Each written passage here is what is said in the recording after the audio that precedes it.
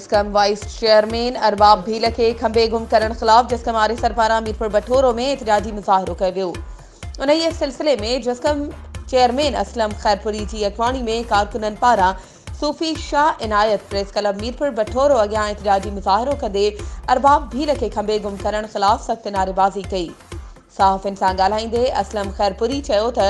अरबाब भील जिसकम जो अगुणो कायम मकाम चेयरमैन ऐं हिकु पुरअमन सियासी कारकुन रहियो आहे। हुन चयो त आधी रात जो हैदराबाद जे इलाइक़े नसीम नगर मां खेसि संदसि चइनि साथियुनि समेत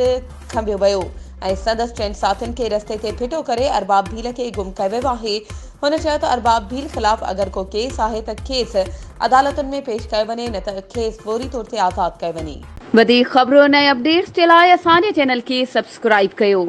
ऐं हा बेल आइकन खे प्रेस करणु न विसारिजो त जीअं असांजी हर नई अचण वारी वीडियो तव्हां ताईं पहुची